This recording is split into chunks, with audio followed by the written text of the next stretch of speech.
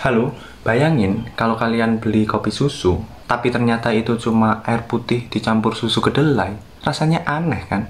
Nah, kurang lebih kayak gitu yang terjadi sama Pertalite dan Pertamax ya.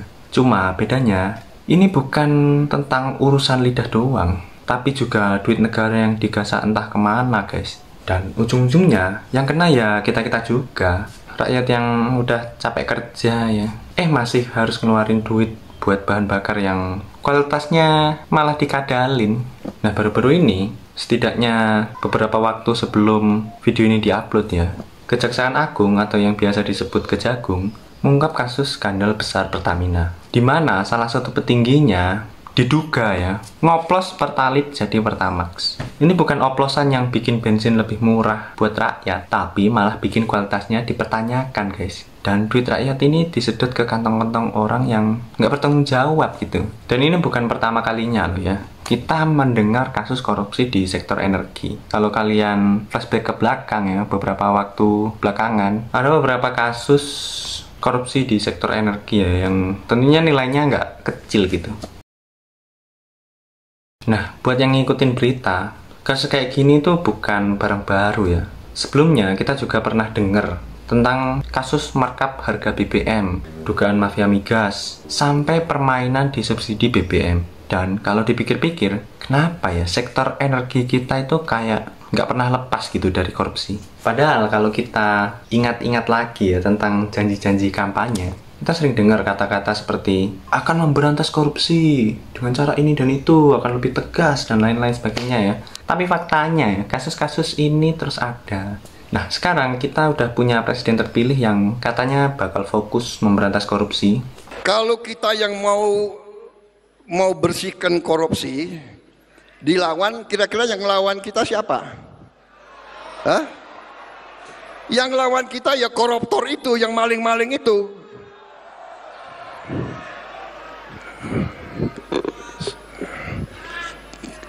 Kita tidak gentar, kita tidak takut, kita akan terus membersihkan mereka itu. Nah, harapanku sendiri, harapanku pribadi, atau mungkin harapan kalian ya, janji ini tuh nggak sekedar retorika belaka gitu. Karena jujur aja, aku, atau mungkin beberapa masyarakat ya, beberapa teman-teman yang nonton juga mungkin, udah capek denger janji-janji tanpa realisasi gitu. Di tengah banyaknya kasus korupsi di Indonesia, ada satu hal yang bikin heran gitu. Kenapa undang-undang perampasan aset belum juga disahkan, guys? Kenapa? Bukannya ini solusi paling logis gitu buat bikin koruptor kapok kan? Kalau aset hasil korupsinya bisa langsung dirampas negara, koruptor nggak bakal bisa lagi pakai duit hasil maling buat menyelamatkan diri, guys. Atau malah bayar sana sini ya, kurang tahu guys. Ya kita lanjut. Tapi anehnya, UU ini nggak kunjung jadi kenyataan gitu. Jangan-jangan karena ada kepentingan tertentu, guys. Aku juga kurang tahu ya.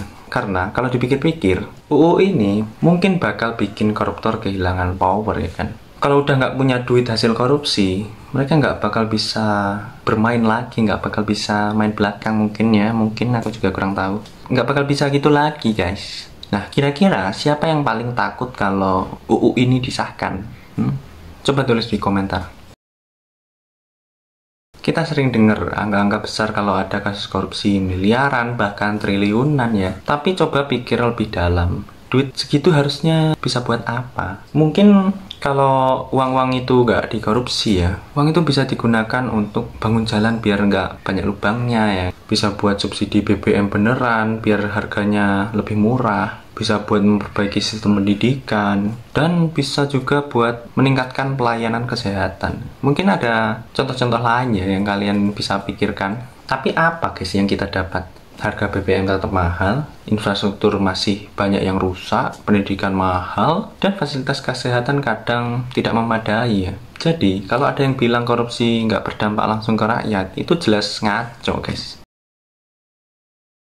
Kalau kita lihat negara-negara lain, ada beberapa contoh sukses dalam memberantas korupsi di sektor energi ya. Misalnya Norwegia. Negara ini terkenal dengan manajemen energi yang transparan. Mereka punya Norwegian Sovereign Wealth Fund. Mungkin bacanya gitu ya. Kalian bisa lihat tulisannya seperti ini.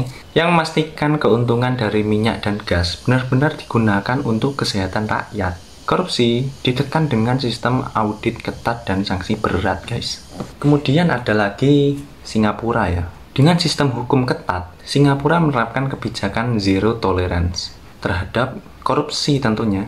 Lembaga anti korupsinya atau biasa disebut Corrupt Practice Investigation Bureau atau CPIB, tulisannya seperti ini, kalian bisa cari cara bacanya yang benar ya, memiliki wewenang luas untuk menyelidiki siapapun termasuk pejabat tinggi. Kemudian ada lagi Brazil ya. Setelah skandal korupsi Petrobras yang menghebohkan ya, Brazil mulai melakukan reformasi besar-besaran. Mereka meningkatkan transparansi proyek migas dan menerapkan peraturan ketat untuk mencegah penyalahgunaan wewenang, guys. Kemudian ada lagi Tiongkok ya. Meskipun banyak kontroversi, Tiongkok sering melakukan operasi besar-besaran untuk menangkap pejabat yang terlibat korupsi di sektor energi.